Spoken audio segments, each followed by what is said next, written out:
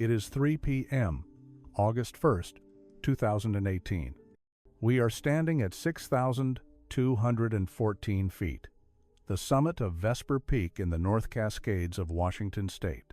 The air is hot, unusually hot, 90 degrees. There is a faint smell of smoke in the air, wildfires burning miles away, casting a flat, gray haze over the horizon. Samantha Sayers is here. She is 28 years old. She is sitting on the granite, finishing a sandwich. She is calm. She is smiling. She is chatting with another hiker. She looks strong. This is the picture of a perfect summer day in the Pacific Northwest. It is the definition of normal. But this safety is a lie. At approximately 3 p.m., the other hiker leaves. Sam stands up. She picks up her violet backpack. She adjusts her blue boots.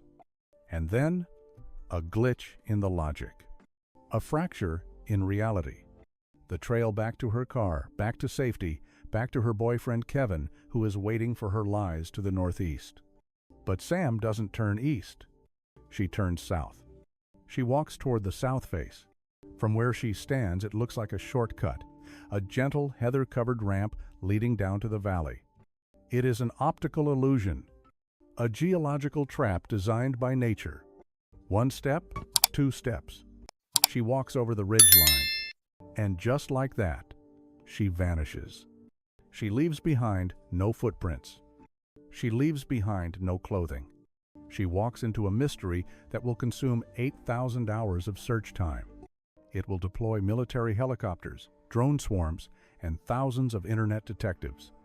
It will spark conspiracies about kidnappings and serial killers. But the truth might be far colder. Sam Sayers didn't just get lost. She walked into a place where the earth swallows you whole. A place where screams are drowned out by the roar of the river. Welcome to Vesper Peak. And this is the anatomy of a disappearance.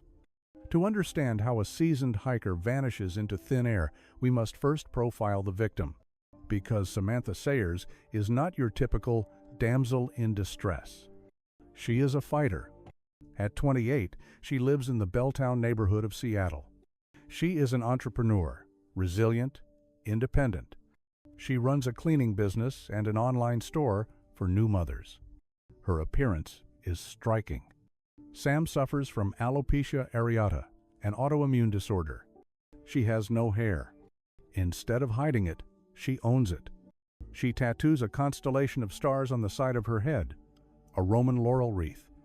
This is her trademark. It makes her impossible to miss. And yet, nobody can find her. Let's look at her inventory for August 1st. This list is critical. It is the difference between life and death. She is wearing new La Sportiva mountaineering boots, teal and blue, sturdy, professional. She carries a violet local lion backpack. She has trekking poles for stability, sandwiches, chips, water. But here is the fatal deficit. She is hiking fast and light. She expects to be back in her car by sunset. She has no sleeping bag. She has no emergency bivvy. Most critically, she has no flashlight, no headlamp. In the rugged terrain of the North Cascades, movement becomes impossible the second the sun goes down. Without a light, you are paralyzed. Sam is carrying a death sentence in her backpack simply by what she didn't pack. The timeline begins. 8 a.m. Sam parks her blue Ford Fiesta at the Sunrise Mine trailhead.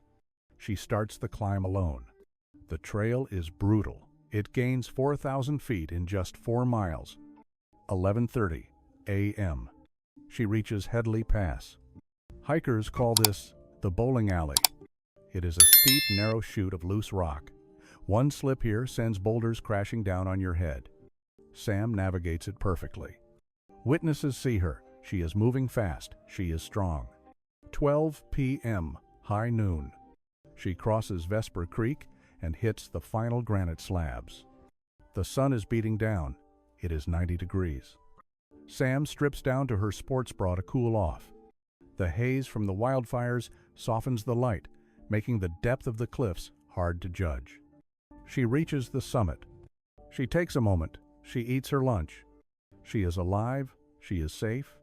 The clock hits 3 p.m. The countdown to darkness begins. And Sam makes the decision that will haunt the Pacific Northwest for the next 7 years. She stands up, and she turns her back on the trail. Why does she turn south? This is the central paradox of the Vesper Peak mystery. To understand it, we have to look at the mountain not as a landscape, but as a predator. Geologists call this a terrain trap. From the summit looking south, the world looks inviting. It looks like a gentle green ramp, a walk-off. It tricks the brain. It whispers to you, "This way is easier. This way is a shortcut." But it is a lie. 300 feet down, the ramp ends. The granite rolls over into a series of jagged cliff bands. And below the cliffs waits the true villain of this story, the slide alder. If you have never hiked in the Cascades, you cannot understand the horror of slide alder. It is a dense, elastic hell. The snow pushes it flat during winter, so it grows sideways, downhill. It creates a canopy 6 feet off the ground.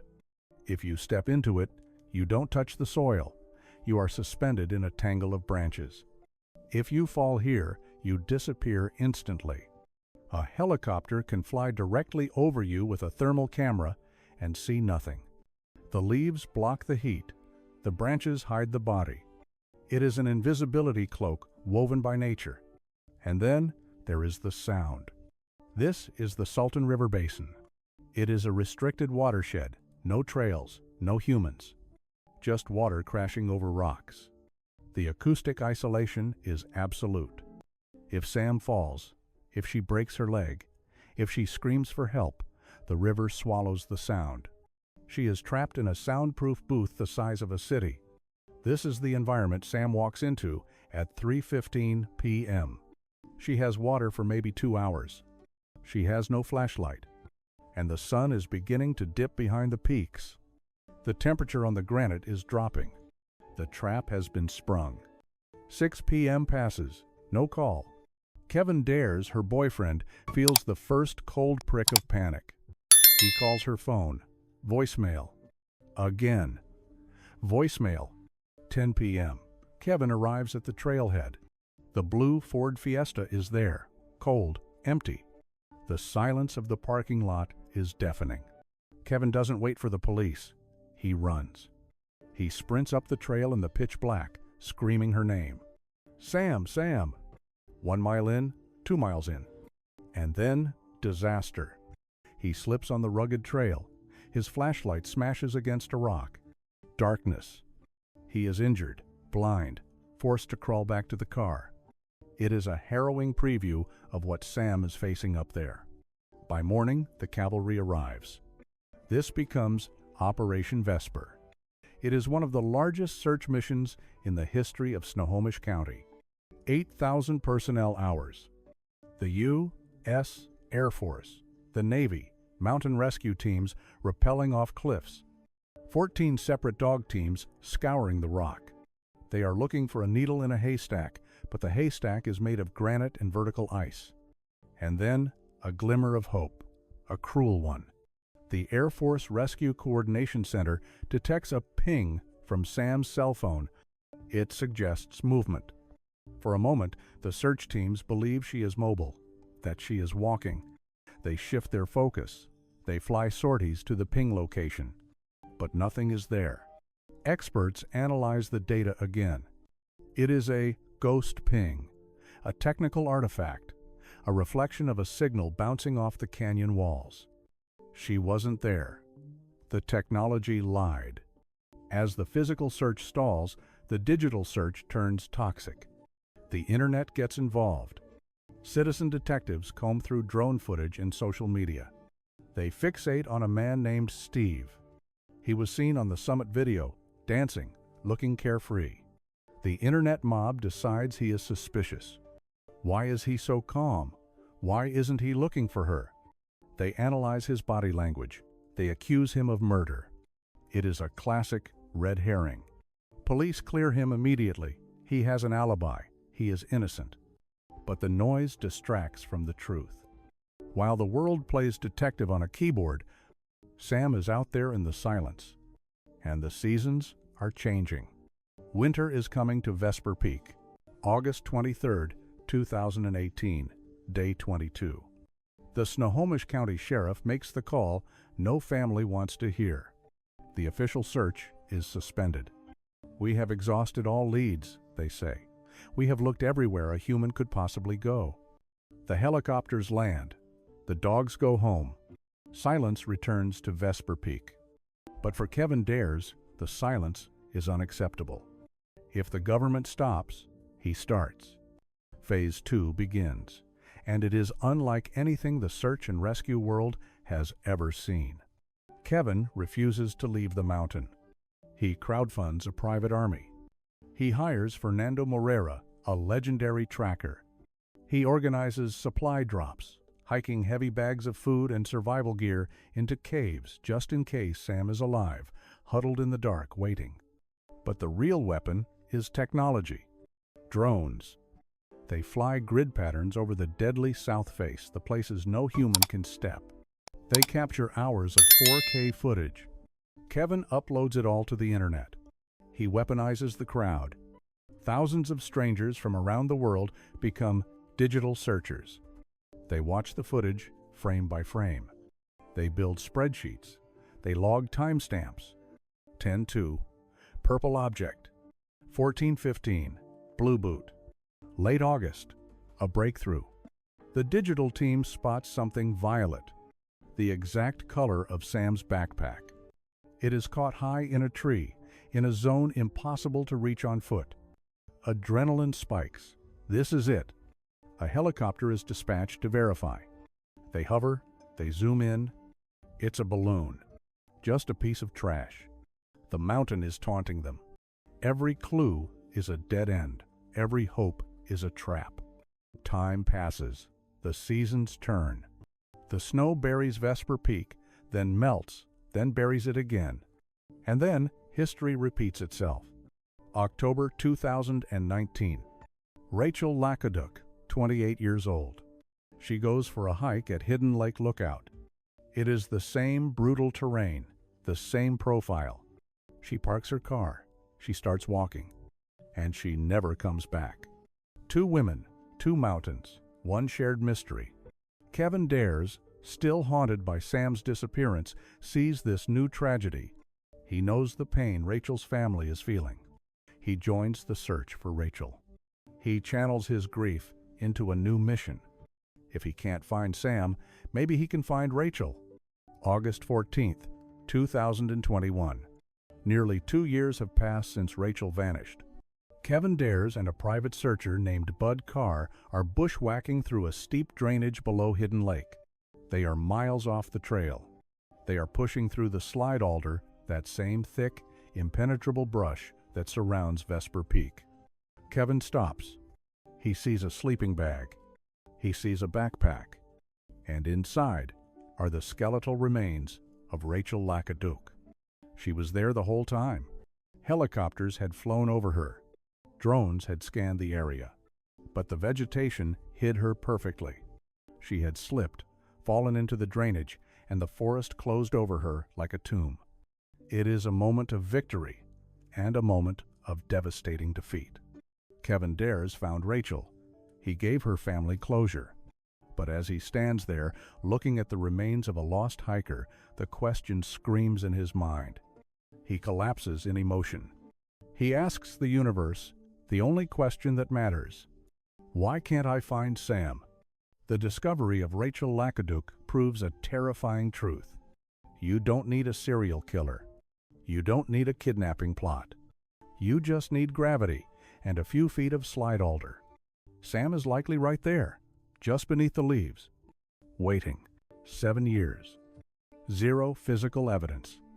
When a human being evaporates, the human mind struggles to accept the silence. We fill the void with stories. In the case of Sam Sayers, 3 theories have risen to the surface. A triangle of possibilities. 1 is criminal, 1 is supernatural, and 1 is simply tragic. Theory number 1, foul play. The internet loves this one. She saw something she shouldn't have. Someone followed her. It is a seductive idea because it gives us a villain we can fight. But apply the logic of Sherlock Holmes. Sam was a strong, fit woman. She had trekking poles, weapons in her own right. There were no signs of a struggle, no screams heard. And her car, locked, untouched. To abduct someone from a 6,000-foot summit in broad daylight without leaving a trace? It is statistically impossible. Theory number 2, the cluster. Authors like David Paulides classify Sam as part of a missing 411 zone. They point to other cases nearby. Harry March, a mushroom picker who vanished. The Mount Index hikers. They talk about the lack of scent for the dogs. They talk about granite boulders. They suggest something high strangeness is at work. But here is the cold science. Search dogs rely on skin rafts, microscopic cells we shed. On a hot, windy day on exposed granite, those cells are blown into the next county in seconds. The no-scent phenomenon isn't magic, it's physics. And the other cases? Mushroom pickers go off-trail on purpose. Climbers die in avalanches.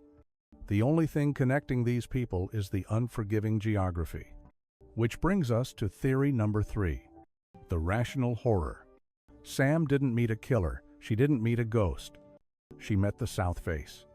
She made one navigational error. She turned south. She dropped into the slide Alder. And just like Rachel Lakoduk, the mountain simply closed its fist around her. But there is one final, lingering nightmare.